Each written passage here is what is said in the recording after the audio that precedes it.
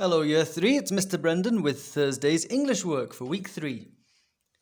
So today you're looking at powerful verbs and adjectives.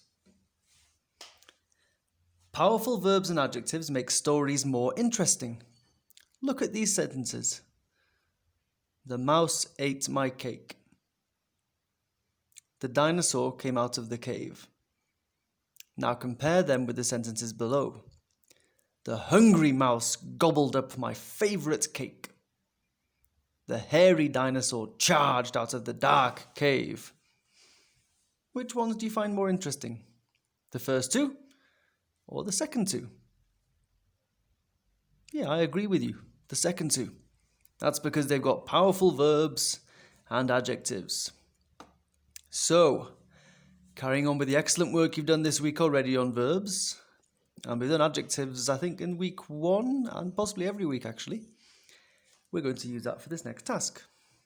So you need to copy the following sentences and choose the most interesting verb to fill each gap. Interesting, do you know what that word means? Interesting means it'll catch your attention, or the opposite of boring.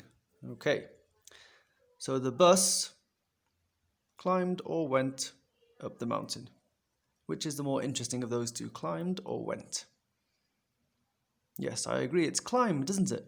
So copy out the sentence on a piece of paper and choose the best, in your opinion, verb or the most interesting to go in the gap for those three. Now then, question B, you have to go back to the story. If you've still got the sheets from last week, you can look at pages 10 and 11. If you don't, just look at the work from this week, that's fine. You need to find 2 examples of interesting verbs and 2 examples of interesting adjectives.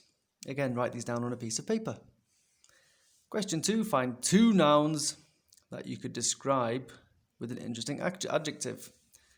Do you remember what a noun is? So a noun could be a bus.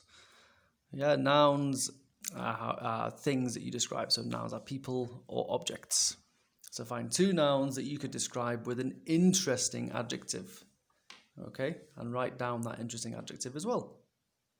Good luck.